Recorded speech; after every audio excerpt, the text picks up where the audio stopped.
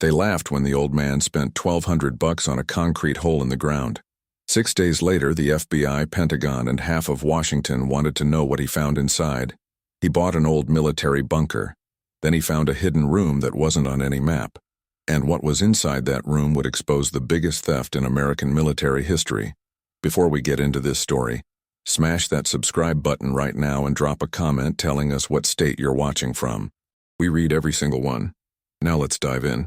Jack Reynolds stood in the government surplus auction yard outside Springfield, Missouri, looking at Lot 47, one decommissioned Cold War bunker, built in 1961, buried in the Ozark Mountains, sold as is, no refunds.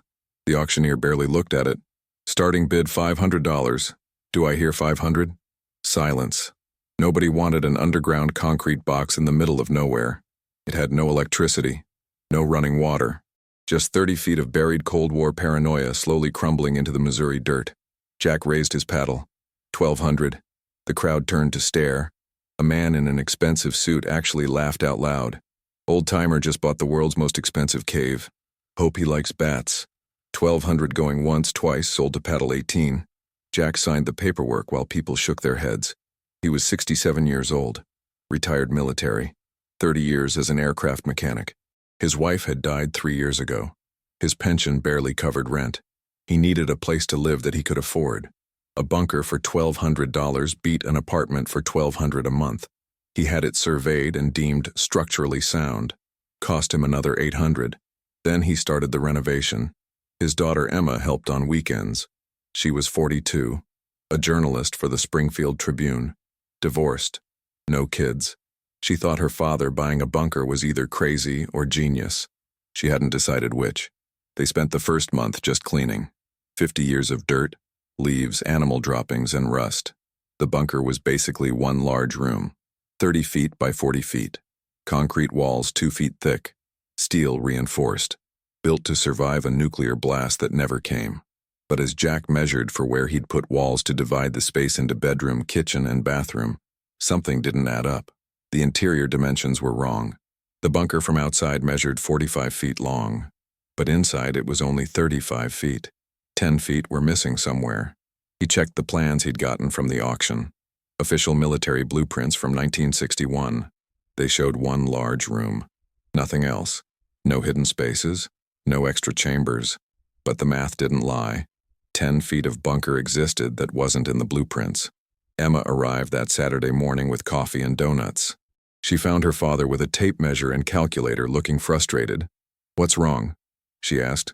"The bunker's wrong. Look at this." Jack showed her his measurements.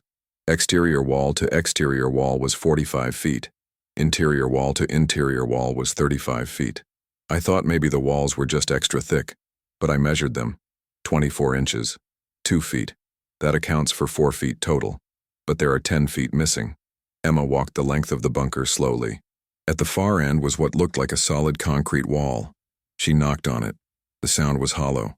Not the dull thud of solid concrete. Something echoey. Empty behind it. "Dad, this wall is fake." Jack came over and knocked. She was right. Behind the concrete facade was empty space. He grabbed a sledgehammer and took a swing. The concrete crumbled easily. Too easily. It wasn't structural concrete. It was just a facade. A cover. Behind it was steel. A door. Painted to look like concrete but clearly a vault door. Heavy, industrial, with a combination lock that looked like it belonged on a bank safe. Father and daughter stared at it in silence. "This isn't on the blueprints," Emma finally said. "No, it's not. What do you think is in there?" "I don't know, but someone went through a lot of trouble to hide it." Jack tried to turn the combination dial. It was stiff but functional. The question was what combination to try. He had no idea what the code might be. It could be anything. Emma pulled out her phone and started searching. Bunker built in 1961. Maybe try that year. 1961. Jack tried it. Nothing. The lock didn't budge. "Try your birthday," Emma suggested. Jack's birthday was March 15th, 1957. He tried 031557. The dial clicked into place on the last number. The lock mechanism chunked open. They looked at each other. "Why would the combination be your birthday?" Emma asked. "I have no idea." Jack pulled the heavy door open. It swung smoothly despite decades of no use. Beyond was darkness and the smell of old paper. Emma shined her phone's flashlight inside. The hidden room was about 10 feet by 12 feet. The walls were lined with metal shelving, and on those shelves were boxes, dozens of them, old military storage boxes, labeled with dates, 1982, 1983, 1984, 1985, 1986. In the center of the room was a small desk, and on that desk was an envelope, written on it in faded ink, "For Jack. When you find this, finish what I started. Love, Dad." Jack's hands shook as he picked up the envelope. His father had been Major Richard Reynolds, Army auditor, worked at the Pentagon in the 80s, retired suddenly in 1987 when Jack was 17. Never explained why. Just came home one day and said he was done with the military. Took a job as an accountant at a hardware store and never spoke about his Pentagon years again. He died in 2010. Lung cancer. He'd been a 2-pack-a-day smoker for 40 years. At the funeral, he'd left Jack a letter. It said he loved him, that he was proud of him, and it said something strange. If you ever need answers, remember that some things are built to last longer than the lies that bury them. Jack had thought it was just old man rambling. His father had been on a lot of painkillers at the end. But now, standing in a hidden room in a bunker he'd bought for $1,200, finding an envelope with his name on it and his birthday as the combination, Jack understood. This was what his father meant. This was the answer. He opened the envelope. Inside was a letter, dated April 1987, 1 month before his father retired. "Jack, if you're reading this, it means I'm gone and you found the bunker. I bought this place in 1986 using a shell company. I hid documents here that prove crimes I discovered, but couldn't report without ending up dead or in prison myself. I chose to live, to see you grow up, to be your father for as long as I could. But I always planned for this day, for you to find this, to finish what I couldn't." The letter continued for 2 pages, explaining everything. About the contracts, the fraud, the billions stolen, the names of everyone involved, the companies, the officials, all of it. At the end it said, "I know this is a burden I shouldn't put on you, but I also know you, son. You're honest, you're brave, and you won't let these bastards get away with it. The evidence is all here. 14 boxes of documents, copies of contracts, financial records, communications, everything needed to prove what happened. I love you. I'm sorry for leaving you with this, but I know you'll do the right thing. Dad." Jack sat down heavily on the dusty floor. Emma read the letter over his shoulder. When she finished, she was crying. Grandpa knew. All those years. He knew what they did, and he kept quiet to protect himself, to protect us. He didn't keep quiet, Jack said. He prepared. He made sure the truth would come out eventually. He just made sure he'd be dead first, so they couldn't hurt him. Emma wiped her eyes and looked at the boxes. "We need to see what's in those." They spent the next 4 hours going through the first box. It was filled with government contracts from 1982. Department of Defense purchases, hammers for $800 each, toilet seats for $1,200, wrenches for $900. The contracts were all with companies Jack had never heard of. Patriot Supply Inc., Freedom Defense Systems, Liberty Manufacturing, Eagle Technologies, companies that sounded patriotic but had no actual manufacturing facilities, no employees listed, just P.O. boxes for addresses. And every contract was approved by the same 6 Pentagon officials, their signatures on every page, authorizing billions of dollars in purchases from companies that didn't exist. The next boxes had financial records, bank accounts, money transfers, showing the Pentagon money going to these shell companies, then being transferred to personal accounts, to offshore banks, to real estate purchases, to luxury cars, to private school tuitions for children of the officials. It was all there. A complete paper trail of how 6 Pentagon officials and 8 defense industry executives had stolen $4.7 billion from American taxpayers between 1982 and 1986. Emma was photographing every document with her phone. "This is insane. This is the biggest fraud in military history. How did nobody catch this? Dad caught it. That's why he's here." Jack held up another document. "Look at this. This is Dad's audit report from 1985. He flagged all these contracts as suspicious, recommended investigation, and look what happened. The next document was a response from a general, thanking Major Reynolds for his diligence but explaining that the contracts had already been reviewed at the highest levels and approved, suggesting that Major Reynolds focus on other areas that needed attention. They shut him down, Emma said. They tried, but he kept digging. Look, Jack showed her more documents.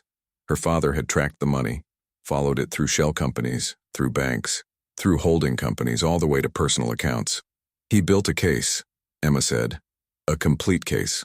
Why didn't he report it? Jack found another letter. This one was addressed to his father, from one of the generals involved, dated March 1987. It was polite but clear. It thanked Major Reynolds for his years of service, noted his excellent work, and suggested that given his stress levels and family considerations, early retirement might be in his best interests. It mentioned that his son Jack was about to start college, that military academy applications were competitive, that recommendations from certain officials carried weight. The threat was subtle but unmistakable. Retire quietly or your son's future suffers. They blackmailed him. Emma breathed. Using you. Jack stared at the letter. His father had given up his career to protect him, had buried the truth for 20 years to keep Jack safe, and had left it all here, in a hidden room in a bunker locked with Jack's birthday, hoping that someday his son would find it and have the courage he couldn't afford to show. Emma's phone rang. She looked at the screen and her face went pale. Dad? It's a blocked number, she answered, listened. Her expression changed from curious to shocked to afraid. She hung up without saying a word. What? Jack asked. Someone knows. Someone knows we found something. They didn't say who they were. They just said that we should stop whatever we're doing, that some things are better left buried, and that we have 24 hours to make the smart choice. Father and daughter looked at each other in the hidden room surrounded by evidence of crimes committed 40 years ago by people who were still alive, still powerful, still dangerous, and Jack made his choice, the same choice his father had wanted him to make but couldn't make himself. Call your editor. Tell him you have the story of the year. We're not burying this again. Emma made the call to her editor while Jack continued photographing documents. His hands shook slightly as he held each page under the light. These weren't just papers. These were his father's legacy, his final act of defiance against a system that had silenced him. The editor, Tom Bradley, arrived within 2 hours. He was 60 years old, gray-haired, skeptical of everything. He'd been a journalist for 40 years and thought he'd seen every scam and scheme imaginable. He walked into the hidden room and stopped dead. How much is here? He asked. 14 boxes, Emma said. We've been through 3. Everyone is packed with contracts, financial records, communications, all proving systematic fraud at the Pentagon from 82 to 86. Tom picked up a contract at random, read it. His eyebrows went up. $800 for a hammer? That was cheap compared to some, Jack said. $1,200 for a toilet seat, $900 for a wrench, all purchased from companies that didn't actually exist. Tom sat down on the floor and started reading. He went through document after document. An hour passed. Then 2. He didn't speak, just read. Occasionally he'd make notes in a small pad he always carried. Finally he looked up. This is real. All of it. I can verify most of these companies through public records. Or rather, I can verify they existed briefly in the 80s then dissolved. And these signatures. He held up a contract. This general. He's still alive. Retired in 95. Lives in Virginia. Consulting for defense contractors. They all are, Jack said. That's the problem, 6 officials. All retired with full pensions. All working as consultants making millions. All living off money they helped steal 40 years ago. Tom stood up and pulled out his phone. He made 3 calls. To the paper's lawyer. To a financial forensics expert he'd worked with before. To a Pentagon contact who owed him a favor. Each conversation was brief. Each ended with the person agreeing to come to Springfield immediately. We need to authenticate everything before we publish, Tom said. If we're wrong, we get sued into dust. But if we're right, this is the biggest military fraud story since the 90s. We're right, Jack said. My father risked everything to document this. He didn't make mistakes. Emma's phone buzzed. Text message, unknown number. She read it, and her face went pale. Dad, look at this. The message had 3 photos. One was Emma's apartment building. One was the Tribune newspaper office. One was Jack's daughter Sarah's house in Kansas City. The text below said, "Stop now. Final warning." Jack felt ice in his stomach. They weren't just threatening him and Emma. They were threatening his other daughter. Sarah was a high school teacher. She had 2 kids. She had nothing to do with this. Tom saw the message. "We need to involve the authorities. This is witness intimidation." "Who do we call?" Emma asked. "The local cops, the FBI? What if whoever is sending these has connections there too? These people stole billions. They had help at the highest levels. For all we know, they still do." Jack made a decision. "We go public, right now, before they can stop us. Post the story online. Send copies of the documents to every major news outlet. Make it impossible to bury." Tom shook his head. "That's not how journalism works. We need to verify. We need to give the accused a chance to respond. We need to follow proper procedures. Your proper procedures are why my father stayed silent for 20 years, Jack said, because he knew by the time everything went through proper channels, the powerful people involved would have buried it, or buried him. We don't have time for procedures. We have time to get the truth out before they silence us." Another phone buzzed. This time it was Jack's. Another unknown number. He answered. The voice was male, older, cultured. "Mr. Reynolds, my name is Clayton Mercer. I'm the CEO of Mercer Defense Solutions. I believe you found some old documents that mention my father, Charles Mercer. He worked in defense procurement in the 80s. I'd very much like to discuss this with you, in person if possible. How did you get this number?" "Mr. Reynolds, I run a defense company worth $8 billion. Getting phone numbers is not difficult. I'm calling because I understand you've made a discovery that could be embarrassing to several people, including my late father. I'd like to offer you an opportunity to handle this discreetly, to everyone's benefit." "I'm not interested in discreet." "Then you're interested in money. Everyone is. How much would it take for you to sell me that bunker and everything in it? Name your price. 1 million, 5 million, whatever you think is fair." Jack looked at the boxes of documents, at his father's letter, at the evidence of crimes that had gone unpunished for 40 years. "It's not for sale." "Then you're a fool. Because going public with this doesn't hurt us. It hurts you. Those men you're accusing have lawyers, resources, connections. They'll destroy you in court. They'll tie you up in lawsuits until you're bankrupt. And when it's over, nobody will care about some old paperwork from the 80s. The news cycle moves on. People forget. But bankruptcy is forever. Maybe. But at least people will know the truth." "The truth?" Mercer laughed. "The truth is that my father and his colleagues made difficult decisions during the Cold War. Defense spending was complicated. Contracts were approved through proper channels. If there were inefficiencies, they were the cost of keeping America safe. That's the truth that matters. Your father stole $4.7 billion. My father built a company that employs 15,000 Americans. That produces equipment that keeps soldiers safe. That contributes to communities across this country. Whatever happened 40 years ago, the result is something good, something that helps people. Why destroy that over ancient history? Because it's not history. You're still profiting from what he stole. Your company was built with stolen money. That makes it stolen property." Mercer's voice hardened. "You have no idea what you're starting, but you'll learn. Goodbye, Mr. Reynolds." The line went dead. Tom had been listening to the whole conversation on speaker. "He's right about one thing. They'll come at you with everything. Lawsuits, investigators. They'll dig into your life, your finances, every mistake you ever made. They'll try to discredit you before the story even publishes." "Let them try," Jack said. "I've got nothing to hide. I'm a retired mechanic living in a bunker. What are they going to find?" Emma was already typing on her laptop. "I'm uploading everything to a secure server. Multiple backups, cloud storage. If anything happens to the physical documents, we'll still have copies." A car pulled up outside. Tom's forensic expert. Then another car. The lawyer. By evening, the hidden room in the bunker was crowded with people analyzing documents, comparing signatures, tracing shell company registrations, building the case. The lawyer was named Patricia Shaw. She was 55 and had prosecuted white-collar crime for 20 years before going into private practice. She went through the documents methodically. "This is solid. Really solid. You have contract approvals, financial transfers, personal enrichment, all documented. The only question is statute of limitations. Most financial crimes have a window. After a certain number of years, you can't be prosecuted. Can they sue us for publishing? Emma asked. They can sue for anything. Whether they'd win is different. Truth is an absolute defense against defamation. If everything in these documents is accurate, they have no case. But they can still file. Make you spend money defending yourself. That's probably their strategy. Jack's phone rang again. This time it was his daughter Sarah from Kansas City.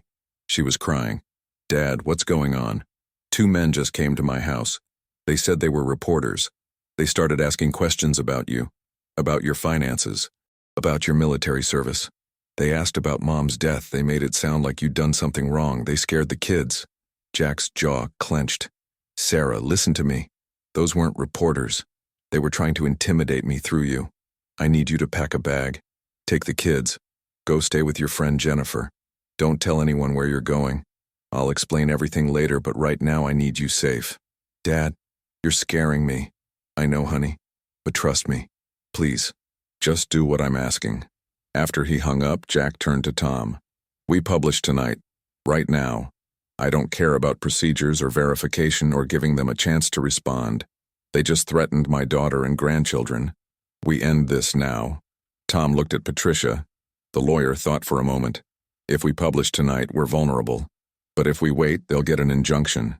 Stop publication. Tie it up in court for years. The documents might disappear. Witnesses might change their minds. The window is closing. Then we go, Tom said. Emma, write it up. I'll call the other outlets. We'll publish online at midnight. Physical paper hits the streets at 6 a.m. By morning, this story will be everywhere. Emma was already writing. Her fingers flew across the keyboard. Years of journalism training kicked in. She wrote clearly, factually, without emotion or embellishment. Just the facts, the contracts, the amounts, the names, the evidence. By 11 p.m. the story was ready. Tom read it 3 times. Patricia reviewed it for legal exposure.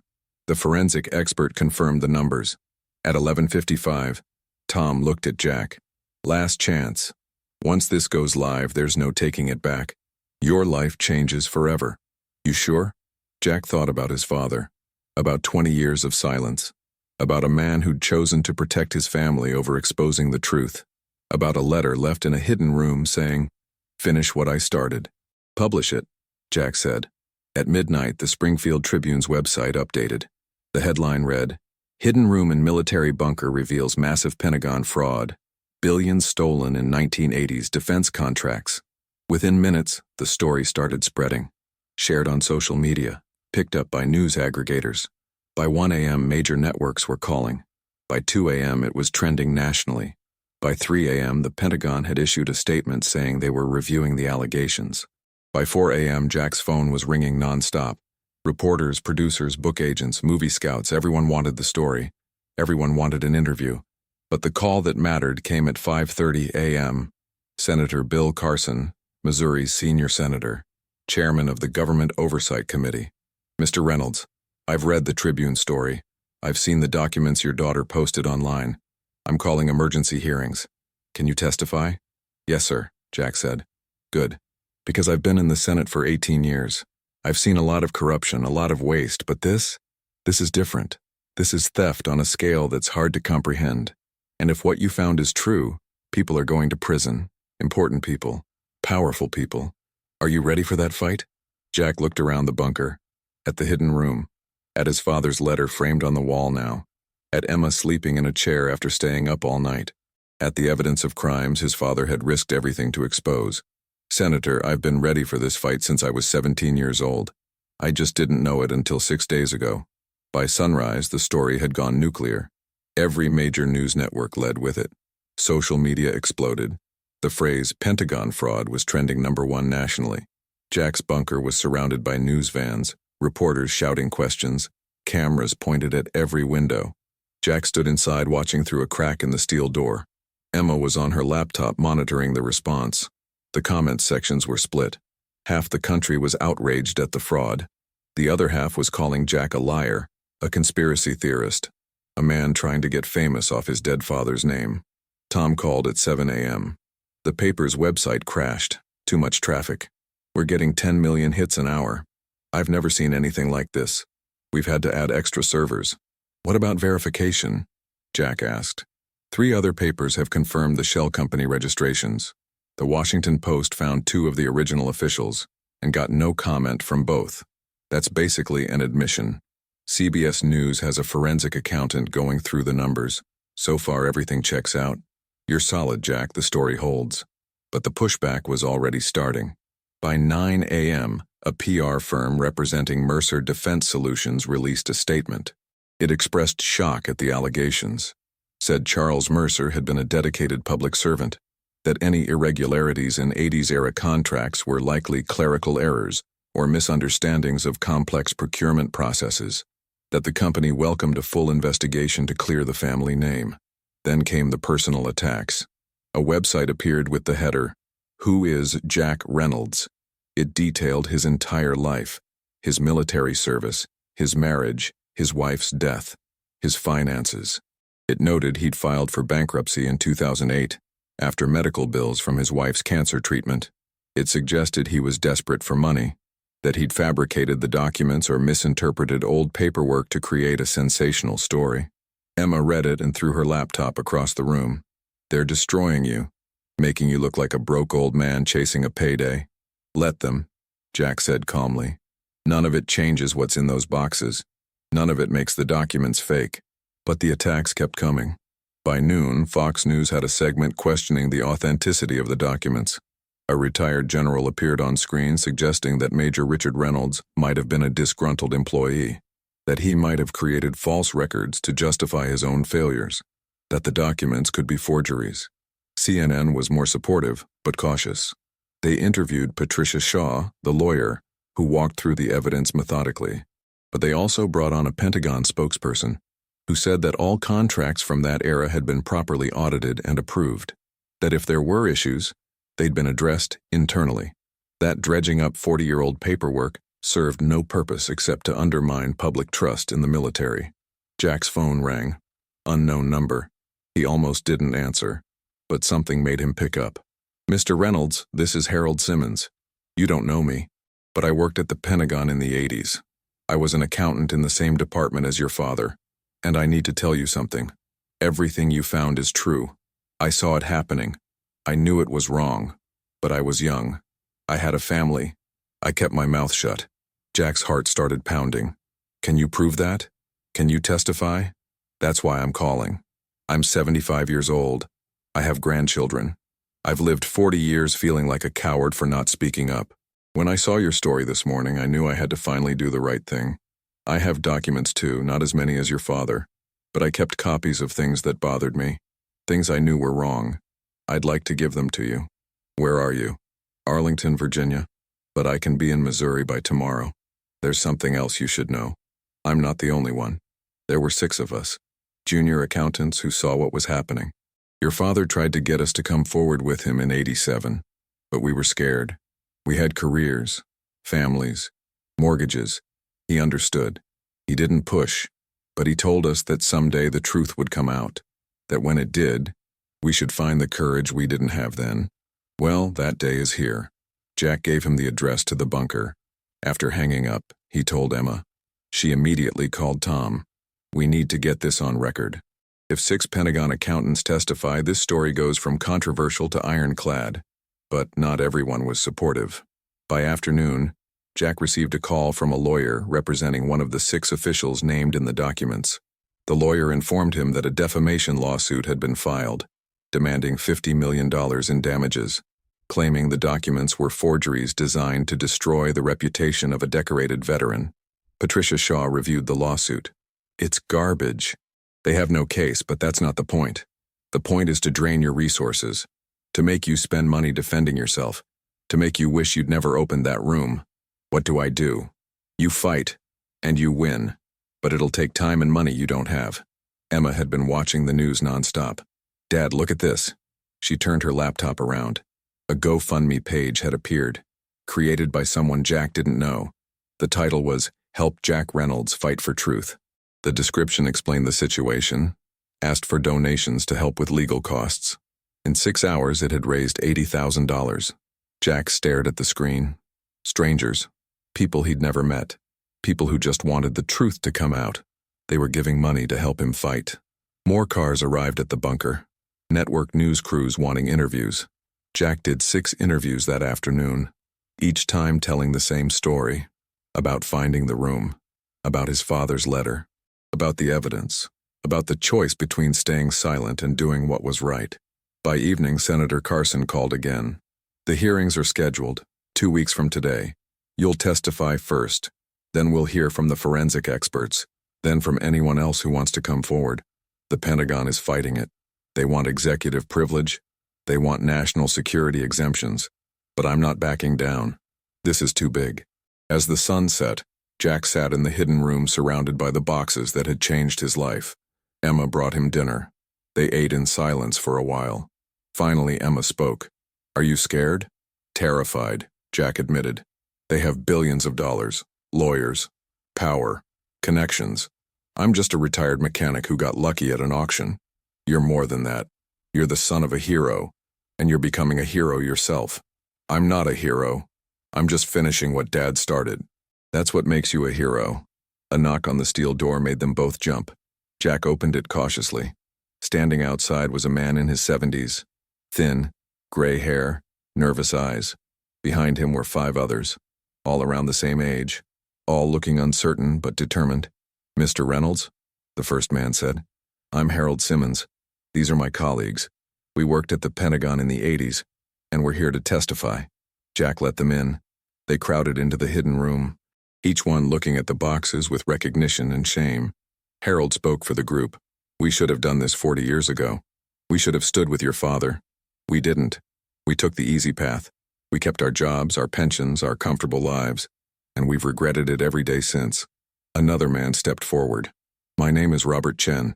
I processed some of those contracts. I knew the amounts were wrong. I knew the companies were suspicious. I flagged it to my supervisor.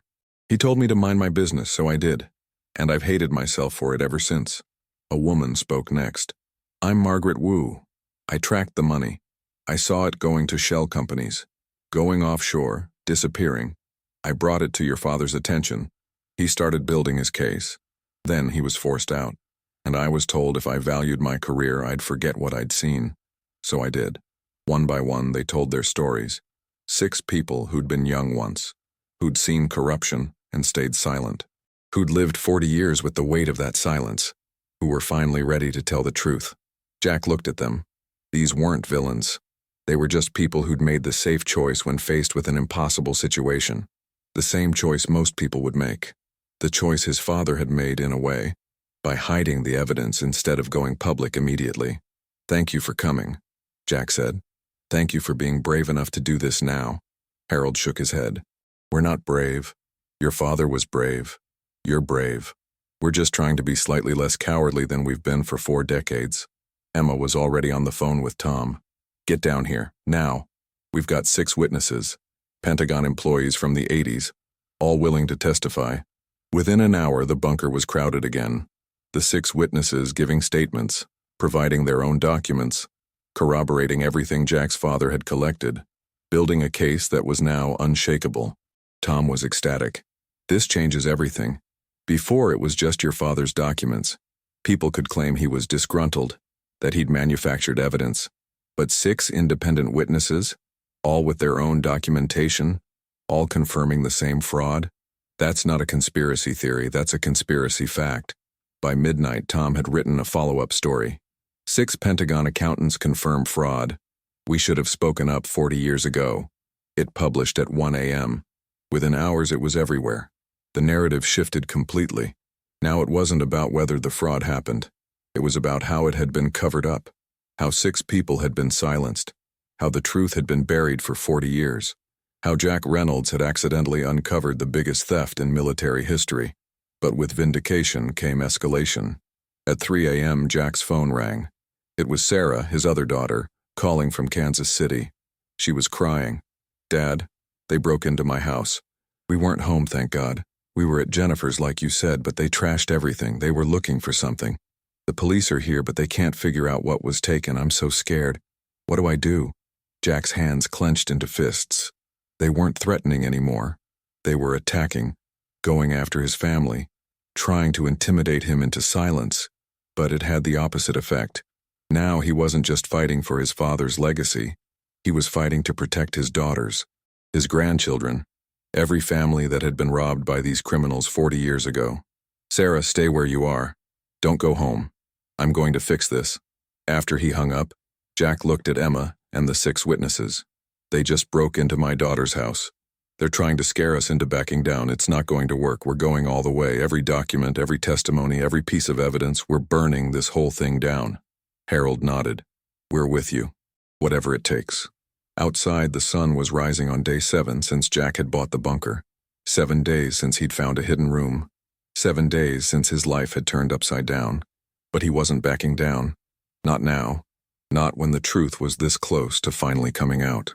2 weeks later, Jack Reynolds sat in a hearing room in the Russell Senate office building in Washington, D.C. The room was packed. Cameras lined the walls. Reporters filled every seat. Emma sat directly behind him. The 6 witnesses from the Pentagon sat in the front row, ready to testify after Jack. Senator Bill Carson gavelled the hearing to order. He was 64, white-haired, with the bearing of a man who'd served in the Army before becoming a politician. "This committee convenes to investigate allegations of systematic fraud in Department of Defense contracting during the 1980s. Mr. Reynolds, you're under oath. Please tell us how you came into possession of the documents we're here to discuss." Jack spoke clearly. 80% narration, 20% his actual words. He described buying the bunker for $1,200, finding the hidden room, the combination lock set to his birthday, his father's letter, the 14 boxes of evidence, all of it laid out simply and factually. The documents were projected on screens around the room, contracts showing $800 hammers, $1,200 toilet seats, all purchased from companies that investigation had now proven were shells. Empty offices, no employees, just post office boxes collecting government checks. Senator Carson held up one contract. "Mr. Reynolds, this purchase order is for 900 wrenches at $800 each, $720,000 total, approved by Colonel James Whitmore, who retired in 1991 and now consults for Mercer Defense Solutions, making $3 million a year. Does that seem like coincidence to you?" "No, sir, it does not." A Republican senator from Texas, Michael Hayes, leaned forward. "Mr. Reynolds, these are serious accusations against decorated military officers, men who served this country with distinction. What proof do you have that these weren't simply administrative errors, clerical mistakes in a complex procurement system?" "Senator, there are 14 boxes of documents showing a consistent pattern over 5 years. Same officials approving contracts. Same fake companies receiving money. Same offshore accounts receiving the funds. That's not clerical error. That's systematic theft." Hayes wasn't done. "But these documents come from your father, a man who was forced into early retirement, who might have had a grudge. How do we know he didn't fabricate some of this?" Jack kept his voice level. "Because 6 other Pentagon employees have come forward confirming everything. Because forensic accountants have traced the money. Because 3 major newspapers have independently verified the shell companies. Because the evidence isn't just my father's word. It's thousands of pages of government documents with official signatures." The hearing continued for 3 hours. Jack answered every question, explained every document, remained calm even when senators tried to rattle him. Finally, Carson called the first supporting witness, Harold Simmons. Harold was nervous but determined. He described working at the Pentagon in the 80s, seeing the suspicious contracts, bringing concerns to his supervisor, being told to stay quiet, watching as Jack's father was forced out for asking too many questions. "I kept my mouth shut for 40 years, Harold said, his voice shaking. "I told myself it wasn't my problem, that someone else would catch it, that I had a family to protect. But the truth is I was a coward. Major Reynolds had the same family concerns I did. He had a teenage son. He had a career to lose. But he chose truth over safety. And I chose safety over truth. I've regretted it every single day." Margaret Wu testified next. She detailed the financial transfers, how the money flowed from the Pentagon to shell companies to offshore accounts, how she'd tracked it all and reported it to Major Reynolds, how they'd planned to go to Congress together, how she'd backed out at the last minute when the pressure came. "They didn't threaten violence," she explained. "They threatened our careers, our pensions, our futures. They said if we kept pushing, we'd be marked as troublemakers. We'd never work in government again. And it worked. We backed down. All of us except Major Reynolds. One by one, the 6 witnesses testified, each telling the same story from a different angle, each confirming the fraud, each admitting their own complicity through silence. By the time the last witness finished, the evidence was overwhelming. Senator Carson called for a vote. This committee recommends a full Justice Department investigation into the individuals and companies named in these documents. All in favor? 9 senators voted yes. 2 voted no. The investigation was official, but the drama wasn't over. As the hearing concluded, a man stood up in the back of the room. He was 58, expensive suit, confident bearing. Clayton Mercer, CEO of Mercer Defense Solutions. Senator Carson, may I address the committee? Carson looked surprised but nodded. You may approach. Mercer walked to the front. Every camera in the room turned toward him. My name is Clayton Mercer. My father, Charles Mercer, has been repeatedly named in these proceedings. I'm here to make a statement. The room went silent. Jack felt his stomach tighten. What was Mercer doing? I've spent the last 2 weeks reviewing my company's history, Mercer began, going through old records, talking to people who worked with my father, and I've come to a conclusion. He paused. Everything Mr. Reynolds has said is true. The room erupted. Reporters shouting questions, cameras flashing. Senator Carson gavelled for order. Mercer continued once the noise died down. My father and 5 other officials engaged in systematic fraud. They created shell companies. They approved fake contracts. They stole $4.7 billion from American taxpayers. I didn't know this 2 weeks ago. I genuinely believed my father was an honest man, but the evidence is irrefutable. He turned to Jack. Mr. Reynolds, your father was a hero. He tried to stop this. He collected evidence at great personal risk, and he was silenced because the system protected the powerful over the truth. I'm not going to continue that protection. Mercer pulled out a folder. These are documents from my company's archives. Additional evidence of the fraud. Transfer records my father kept. Personal notes about the scheme. I'm turning all of it over to this committee and to the Justice Department. I'm also announcing that Mercer Defense Solutions will establish a restitution fund. We profited from stolen money. That money belongs to the American people. We're going to pay it back.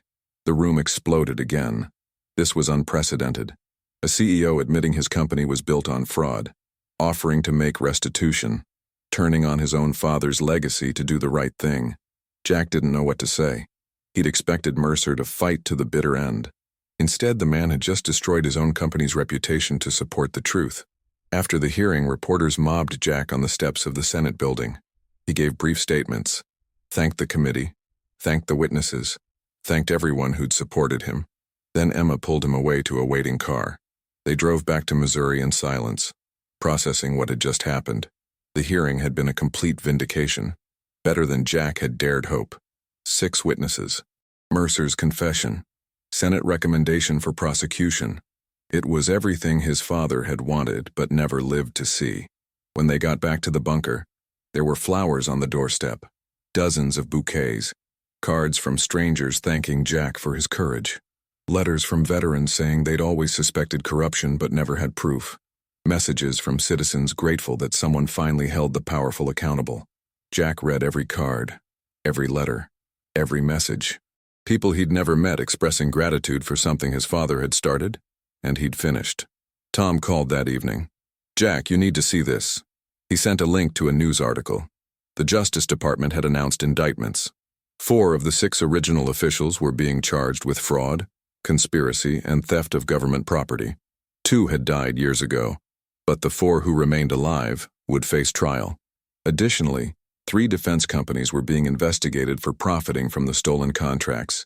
Mercer Defense Solutions had already agreed to a settlement, $2.3 billion in fines and restitution. The other companies were fighting it, but the evidence was now public. The fight wouldn't last long. Emma hugged her father. Grandpa would be so proud. Jack looked at the hidden room, at the empty boxes now that all the documents had been turned over to authorities, at his father's letter still hanging on the wall. He knew, Jack said quietly. Somehow he knew that if he left it here, if he left it for me, I'd finish it. He believed in me even when I didn't believe in myself. He was right to believe in you. That night, Jack couldn't sleep. He walked through the bunker thinking about the journey. $1,200 at an auction, a hidden room, a father's legacy, a choice between silence and truth. And somehow, against all odds, truth had won. His phone buzzed. Text message from an unknown number. He almost deleted it, but something made him open it. Mr. Reynolds, my name is Amanda Martinez. I'm a teacher in Ohio. My father was a Marine killed in Beirut in 1983. For 40 years, my family believed he died for something meaningful, that his sacrifice mattered.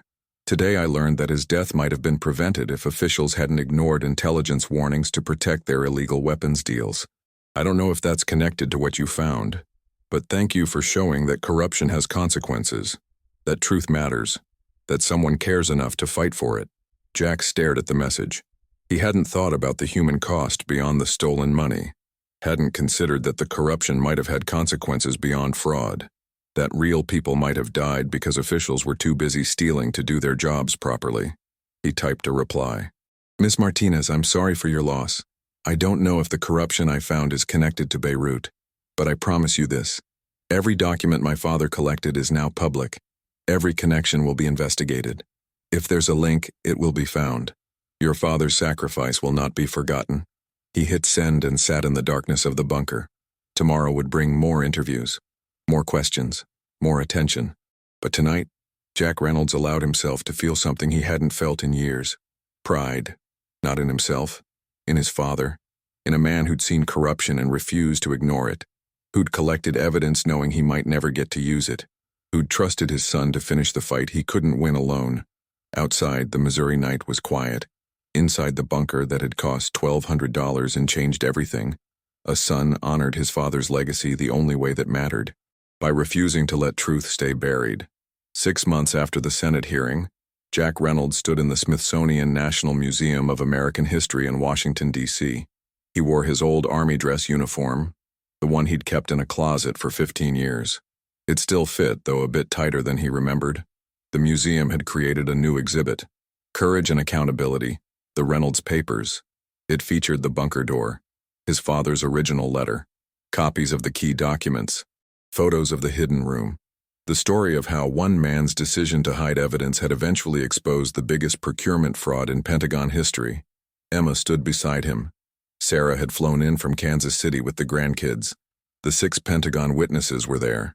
Senator Carson, Tom Bradley, even Clayton Mercer, though he stood quietly in the back, away from cameras. The museum director, a woman named Patricia Cole, stood at a podium. We're here today to honor Major Richard Reynolds and his son Jack Reynolds. One man collected evidence at great personal cost. The other had the courage to make sure that evidence saw the light of day. Together, they proved that truth, even when buried for 40 years, eventually finds its way home. She unveiled a portrait. Major Richard Reynolds in his Army uniform from 1986. Serious expression. Honest eyes. The face of a man who knew right from wrong and chose right even when it cost him everything. Next to it was a photo of Jack, taken the day he found the hidden room, covered in dust, holding his father's letter.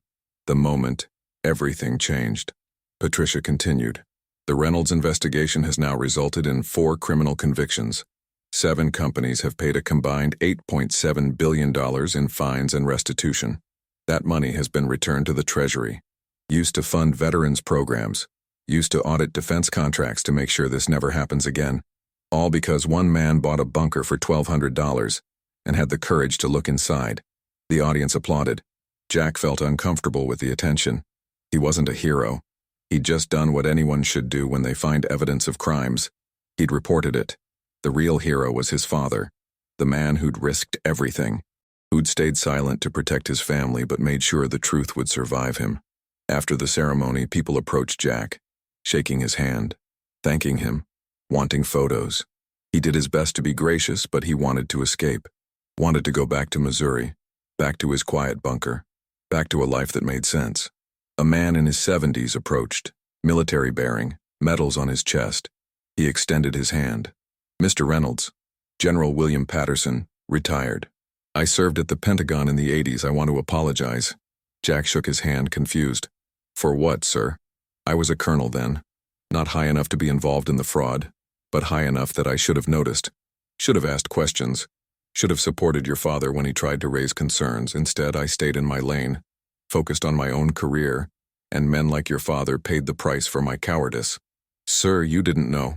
That's not an excuse. It's my job to know. It was my job then, and I failed. So I want to thank you for doing what I should have done, for making sure the truth came out even when it was hard. Other officers approached with similar stories. Junior personnel who'd seen things that didn't add up, who'd stayed quiet to protect their careers, who'd lived with regret, who wanted Jack to know that his actions had inspired them to be better, to speak up when they saw wrongdoing, to remember that duty to truth came before duty to rank. Clayton Mercer appeared as the crowd thinned. He looked tired, older than his 58 years. Mr. Reynolds, I wanted to thank you. For what? I destroyed your company's reputation. You saved my soul. My father built that company on stolen money. I didn't know. But ignorance isn't innocence. I was profiting from crimes, living a lie. You gave me the chance to make it right, to choose truth over comfort. That's a gift. It cost you billions. It cost me money built on fraud. Now I'm rebuilding. Legitimate contracts. Honest business. It's harder. The margins are smaller. But I sleep at night. That's worth more than billions. He paused. Your father and mine were the same age. Same rank, same opportunities. One chose honor. One chose money. And 40 years later, your father is remembered as a hero while mine is remembered as a criminal. That's the legacy that matters. Emma found Jack as the museum closed.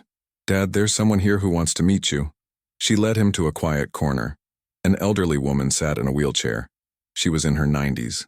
Thin, fragile, but her eyes were sharp. Mr. Reynolds, she said in a voice that quavered with age. My name is Dorothy Chen. I was married to Lieutenant Robert Chen. He died in Beirut in 1983. I've spent 40 years believing he died serving his country with honor. Recently, I learned something that changed everything. Jack's chest tightened. He remembered the text message. Amanda Martinez, the Marine's daughter. Dorothy continued. The intelligence community has declassified reports from that time. Cross-referencing them with your father's documents, they found a connection. The officials stealing money were the same officials handling intelligence about threats in Lebanon. They were distracted, focused on their fraud instead of their jobs. Warnings about the Beirut barracks were ignored or minimized, not because of incompetence, because the men responsible were too busy stealing to pay attention. She pulled out a photo. A young man in marine dress blues, serious face, proud bearing. My Robert died because criminals were too greedy to do their jobs. 241 men died. And for 40 years I thought it was just bad luck, just the cost of war. But it wasn't. It was negligence. It was corruption. It was evil. She looked up at Jack with tears in her eyes. Your father tried to stop them. If they'd listened to him, if they'd been investigated when he first found the evidence, maybe those officials would have been fired. Maybe the right people would have been watching the intelligence. Maybe my Robert would have come home. Jack knelt beside her wheelchair. Ma'am, I'm so sorry for your loss. I'm sorry my father couldn't finish what he started in time to save your husband. Don't apologize. Your father was a hero. You're a hero. You exposed them. You made sure they faced justice. You gave meaning to my Robert's death, showed that the corruption that killed him didn't go unpunished. That's more than I ever thought I'd have. Thank you. She handed Jack a medal, the Purple Heart. This was Robert's. I want you to have it. To remember that what you and your father did mattered, not just for stolen money, but for the lives that corruption cost, for the 241 families like mine who deserve the truth. Jack held the medal with shaking hands. He'd thought this was about fraud, about stolen billions, about corruption in defense contracts. He hadn't realized it was about lives, about consequences that went beyond money, about how corruption at the top killed people at the bottom. The weight of it hit him. His father had known. That's why he'd collected every document, why he'd risked everything, why he'd left it for Jack to find. Because it wasn't just about money.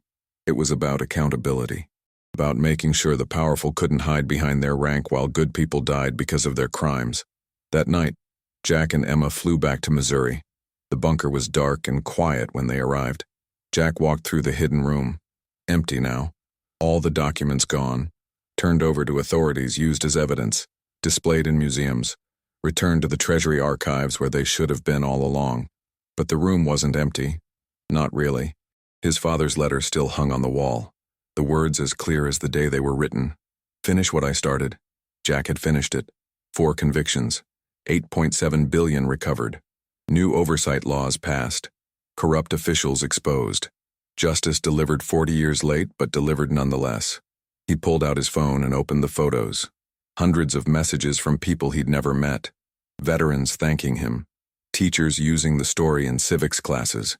Citizens grateful that someone had held the powerful accountable.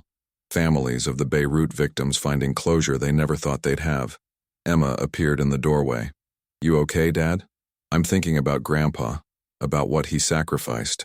He gave up his career, his reputation among his peers, 20 years of staying silent while the criminals lived free, all to protect us, to make sure we were safe, and then he trusted me to finish it when the time was right. He chose well. You didn't let him down. Jack looked at his father's portrait on his phone, the same photo now hanging in the Smithsonian. A man who'd done the right thing when it cost him everything, who'd hidden truth in a bunker and trusted it would survive until someone found it. Someone brave enough to finish the fight. I love you, Dad, Jack said to the photo. I finished it, just like you asked. Outside, the Missouri sun was setting. Inside the bunker that had started everything, Jack Reynolds sat in a hidden room that wasn't hidden anymore, surrounded by the ghost of evidence that had changed the world, holding a Purple Heart from a Marine who'd died because criminals were too corrupt to do their jobs. He'd bought a bunker for $1,200. Inside, he'd found his father's legacy, a legacy of truth over comfort, of justice over silence, of doing what was right even when it cost everything. Some people inherit money, some inherit property.